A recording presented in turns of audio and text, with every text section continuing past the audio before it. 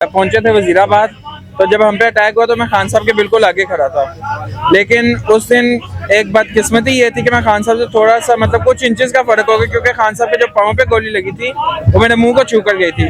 جب میرا منہ پہ بلیڈنگ ہوئی ہے تو میں نے پیچھے مڑ کے خان صاحب کی طرف دیکھا، تو جب میں خان صاحب کی طرف دیکھا دوبارہ ایک بریسٹ آیا اور وہ میری کمر پہ 4 جگہ پہ اس کے بلٹس لگے تھے، جو 3 سول ہاسپٹل وزیر آباد میں نکالی گئے تھے اور ایک ابھی بھی میری باڈی میں موجود ہے۔ آپ نے کہا جی کہ جس دن عمران خان صاحب کو گولی لگی تو میں قریب تھا، تو میری بدقسمتی کہ مجھے گولی نہیں لگی۔ یار یہ کیا خوش قسمتی نہیں، کیا بچ گئے؟ آپ نے کہا کہ عمران کو لگی، مجھے نہیں لگی۔ بدقسمتی ہے کہ میں تھوڑا سا اس طرف کیوں تھا، اگر میں تھوڑا سا اور اس طرف ہوتا تو وہ گولی میرے لگتی جو میرے منہ کو چھو کر گئی۔ اتنی محبت کرتے ہیں عمران خان صاحب۔ السلام علیکم جی، میں شارق علی ہوں رضا نیوز کے ساتھ، اور اس وقت میں موجود ہوں عمران خان کی نگری زمان پارک میں۔ یہاں پر ایک میلہ سا لگا ہوا ہے اور یہاں پر کئی لوگ آتے ہیں جاتے ہیں، آنا جانا تو لگا ہوا ہے۔ آج میرے ہاتھ جو شخصیت چڑھی ہے نا جناب، یہ حمزہ ڈی جے صاحب ہیں۔ عمران خان کو جس دن گولی لگی اس وقت جس کنٹینر پہ عمران خان موجود تھے اسی کنٹینر پہ یہ بھی موجود تھے اور اپنا ڈی جے آپریٹنگ کا جو ہے وہ فرائض انجام دے رہے تھے۔ انہی سے پہلے پوچھتے ہیں کہ اس دن کیا ہوا تھا۔ السلام علیکم پہلے تو سب کو، اور دوسرا یہ تھا کہ جس دن ہم لوگ پہنچے تھے وزیر آباد تو جب ہم پہ اٹیک ہوا تو میں خان صاحب کے بالکل آگے کھڑا تھا، لیکن اس دن ایک بدقسمتی یہ تھی کہ میں خان صاحب سے تھوڑا سا کچھ انچز کا فرق ہو گیا، کیونکہ خان صاحب کے جو پاؤں پہ گولی لگی تھی وہ میرے منہ کو چھو کر گئی تھی۔ جب میرا منہ پہ بلیڈنگ ہوئی ہے تو میں نے پیچھے مڑ کے خان صاحب کی طرف دیکھا، تو جب میں خان صاحب کی طرف دیکھا دوبارہ ایک بریسٹ آیا اور وہ میری کمر پہ 4 جگہ پہ اس کے بلٹس لگے تھے، جو 3 سول ہاسپٹل وزیر آباد میں نکالی گئے تھے اور ایک ابھی بھی میری باڈی میں موجود ہے، کیونکہ وہ میری بون کے ساتھ ٹچ نہیں ہو رہا، تو اس سے ڈاکٹرز نے کہا تھا کہ یہ کوئی خطرے والی بات نہیں ہے۔ تو حملہ آور کو بھی میں نے دیکھا تھا، دوسرے کو میں نے جے آئی ٹی میں بھی یہ رپورٹ دی اور سب سے پہلے بیان بھی جے آئی ٹی تو ختم ہو گئی ہے، جے آئی ٹی ختم ہو گیا لیکن پرائیویٹ کال نہیں ختم ہوئی۔ مجھے پرائیویٹ کال آتی ہے، یہ ڈاکٹر یاسمین راشد صاحبہ کو بھی بتائی ہے یہ بات، اور باقاعدہ یہ اندر تک میں نے سینئر قیادت کو بھی بتائی ہے کہ مجھے پرائیویٹ کالز آتی ہے، اور اتنے کو گھٹیا انسان ہے، بزدل انسان ہے، مجھے کرو، میرے ساتھ بات کرو، میری فیملیز کو کال کرنے کا کیا مقصد ہے؟ اچھا فیملیز کو کال کرتے ہیں، فیملیز کو کال کرتے ہیں اور مجھے کہتے ہیں والدہ یا ہمشیرہ کے نمبر پہ یا والد کے؟ میں ایک ہی بھائی ہوں، تو وہ والد کے نمبر پہ زیادہ جو ہے، اور وہ تھوڑا ٹینشن بھی لیتے ہیں کہ بچہ یار ایک ہے۔ تو میں یہ بات بھی کہنا چاہتا ہوں کہ میں ڈیلی آتا ہوں، آج 18واں روزہ میں ڈیلی آ رہا ہوں، میں یہ بھی نہیں ہے کہ کوئی گھر بھاگتا ہوں یا جو چھپ کے بیٹھا ہوں، جو کہتی ہے کہ خان صاحب ادھر بنی گالا میں چھپ کے بیٹھے، جس کا اپنا باپ ہے 2.5 سال 4 سال سے ترکھم بارڈر پہ فائر لے کر کھڑا ہوا ہے، AK-47 لے کر ترکھم بارڈر پہ وہ کھڑا ہوا ہے، جو اپنی حکومت میں پاکستان نہیں آ سکتا۔ ایسے لیڈر مانتے ہو تم لوگ یار؟ تم لوگ مجھے کال کرو، میں صحیح کہہ رہا ہوں، 2 بندے تھے، اگر 8 گولیاں چلی ہیں، 4 گولیاں ہمارے اسپیکر میں سے ملی ہیں پولیس کو، 4 زاہد کمانڈو کو لگی ہیں، 8 تو یہیں پوری ہو گئی ہیں، باقی جو 11 بندے زخمی ہوئے ہیں وہ مریم کی سرجری کی وجہ سے ہوئے ہیں۔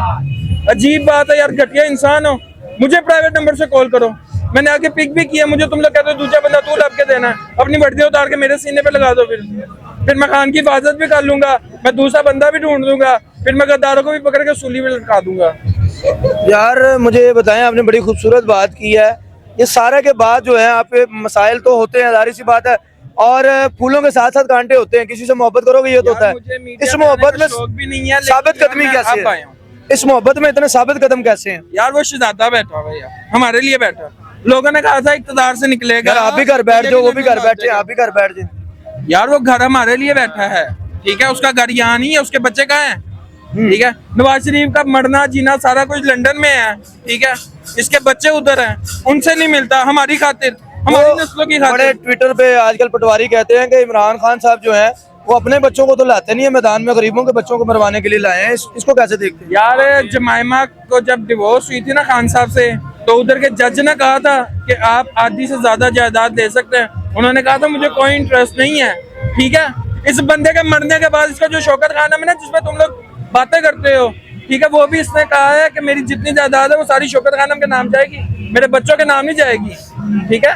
جب تمہارا باپ لاہور تھا نا تب یہ فرسٹ کلاس میں گھومتا تھا، یہ بات بھی اپنے ذہن میں رکھو تم لوگ۔ کوئی شک نہیں، جب ان سے کوئی تصویر نہیں ملاتا تھا عمران خان کے آٹوگراف بکتے تھے، یہ تو سچ ہے۔ ایسے ہی ہے، ابھی بھی بکتے ہیں، میری پاس اپنی ایک شرٹ پڑی ہوئی ہے، اس کے اوپر پوری عمران خان کے سائن ہے، پوری قیادت کے سائن ہے، ٹھیک ہے، مجھے کتنے لوگوں نے آفرز کی ہیں کہ ہمیں سیل آؤٹ کر دو، میں نے کہا نہیں یار ضرورت ہی نہیں ہے، میں نے کہا جان ہے وہ لے لو، اس کے بعد جا کے خان کی شرٹ لے لینا۔ तो ये तो खान की शर्ट मेरी जान के बगैर नहीं ले सकते, तो ये इसको हाथ लगा सकते हैं? ये सोच भी नहीं सकते ऐसा। मरीम नवाज मुल्क वापस आ गई हैं, डॉलर कहते हैं कम होगा, लगता है मरीम नवाज के आने से कम होगा कुछ? सर पहली बात तो ये है कि वो आ गई हैं, उन्होंने आते साथ पेट्रोल का जो मजा दिया आवाम को, ठीक है। अच्छा छोड़े, मुझे ये बताएं, कभी इमरान खान साहब ने कहा है कि मरीम नवाज के मतलब और इनके मतलब कोई ट्रेंड चलाएं और उनके खिलाफ कैंपेन चलाएं? सर ऐसा कुछ नहीं है। मैं एक ये भी बात क्लियर कर दूं, मैं इंसाफ टीवी लाहौर सिटी का हेड भी हूँ। अच्छा। मैं 2018 से खान साहब के लिए काम कर रहा हूँ, और मैं 2013 के धरने में भी सिर्फ साउंड सिस्टम में जो था हेल्पर था, ठीक है। उसके बाद जाके मैंने अब खान साहब के लिए ये ऑफिशियली तरीके से ऑपरेट किया है, तो मुझे तो ऐसा कोई भी आज तक नहीं कहा गया, ठीक है। और खान साहब तो खुद इज्जत करते हैं यार, तुम लोग की तरह घटिया थोड़ी ना है। तुम लोग कहते हो जी निकाह भी जायज, और निकाह के बगैर ज़िना भी जायज है, तो लाख दी लानत है तुम लोग के ऐसे इस्लाम पे जो तुम्हें ये सिखाता है। और उससे बड़ी लाख दी लानत है जो अपने आप को 5 लाख उलमा का वो कहता है सरबराह हूँ, ठीक है। और लाख दी लानत है तुम्हारी ऐसी सरबराही पे कि तुम्हारी सरबराही में ये बंदा कह रहा है तुम्हारे से उसके मुंह तोड़ जवाब नहीं आगे से दिया जा रहा। ये तो कहा था तुम लोग। कितनी तनख्वाह मिलती है आपको इस सारे काम की जो आप करते हैं? तनख्वाह मिलती है? मतलब हंसने वाली बात नहीं है। सुबह तनख्वाह ना बताए मिलती है? नहीं, सुबह कंटेनर पे चलता था, रात को नीचे उतरता था, तो उतर के हमने कोई होटल ढूंढना था जहाँ रोटी खानी है या पानी पीना है, ठीक है। सर वैसे बड़े बेमरवत है इमरान खान साहब। मैं बनी गाला गया हूँ, यहाँ से लाहौर से बनी गाला खान साहब के घर गया हूँ, मेहमान गया हूँ, पानी तो उतना कोई गाल नहीं हुई। सर मैं 15 खुदा की कसम, मैं नाज़रीन को कहता हूँ, अल्लाह की कसम, पानी से ज्यादा इमरान खान ने कुछ नहीं पिलाया हमें। ये क्या मतलब, इसको क्या समझते हैं इमरान खान के, इस बात को कैसे देखते हैं? नहीं, ये मैं 15 दिन कंटेनर में साथ रहा हूँ यार। मुझे कभी पीछे से आके पानी आ रहा के सबसे पहले लोग देखते तो खान साहब के आगे मैं ही खड़ा होता था, क्योंकि मेरी एक जो पोजीशन थी वो ऐसे थी कि खान साहब की टांगे जो है ना वो मेरे फोरहेड के पास आती थी, तो मैं मतलब सबकी नजर नीचे से मेरी तरफ पड़ती थी। कोई चीज सिग्नेचर करवानी होती थी तो खान साहब ने अलाउ किया हुआ था सबको, बहुत अच्छे, कि ऊपर लेकर आओ मैं सिग्नेचर करके देता हूँ। मैंने तो 3-4 पेन भी रखे हुए थे, तो मतलब यार लेकिन रोटी आपने कहा जी कि जिस दिन इमरान खान साहब को गोली लगी तो मैं करीब था, तो मेरी बदकिस्मती कि मुझे गोली नहीं लगी। यार ये क्या मतलब, खुशकिस्मती नहीं क्या बच गए? मेरी मतलब आपने कहा कि इमरान को लगी, मुझे नहीं लगी। बदकिस्मती है कि मैं थोड़ा सा इस तरफ क्यों था। अगर मैं थोड़ा सा और उस तरफ होता तो वो गोली मेरे लगती जो मेरे मुंह को छू कर गई। कितनी मोहब्बत करते हैं इमरान खान साहब? सर शहजादा बंदा है, ठीक है। इसके बाद क्या है पाकिस्तान में? तो फायदा तो नहीं लेना पार्टी से कल को, टिकट तो नहीं लेना? फायदा नहीं है, इधर बड़े टिकट वाले हैं सर, फ्री ऑफ कॉस्ट सारा कुछ लगे हुए हैं, ठीक है, वॉलंटियरली लगे हुए हैं। पल्ले से आता हूँ इतनी दूर से, अस्करी 11 से। अस्करी 11 वाकई बड़ी दूर है और उनके करीब है, और उनके करीब है, ठीक है, उनके करीब। हाँ, तो वहाँ से आता हूँ मैं यहाँ डेली, और रात को मैंने वापस जाना होता है, ठीक है। और इस टाइम सबसे ज्यादा जो हाई क्लास साउंड लगाया वो भी मैंने ही लगाया हुआ है। नाज़रीन ये हमजा है, ये देखे, मुझे नहीं समझ आती कि ये क्या बात है, क्या जज्बा है, क्या इसके अंदर ताकत है कि इमरान खान के साथ जो मुंसलिक होता है फिर वो कहना कि रांझा रांझा कर दी नहीं मैं आपे रांझा हुई, रांझा रांझा आखो मैनू हीर ना आखो कोई। मतलब इमरान खान से लोग इतनी मोहब्बत करते हैं कि अपनी जात को भूल जाते हैं। भाई ने कहा कि मैं समझता हूँ मेरी बदकिस्मती की गोली मुझे नहीं लगी, मेरे कायद को लग गई। कहीं पे मैंने कारकुनान का इतना जज्बा नहीं देखा। इमरान खान के अंदर क्या क्वालिटी है, क्या बात है ऐसी जो कारकुन ऐसे मर मिटने की बातें करते हैं? कमेंट सेक्शन में आप बताएं, और हमजा के मतलब आपको सारी गुफ्तगू कैसे लगी वो भी शेयर कीजिएगा।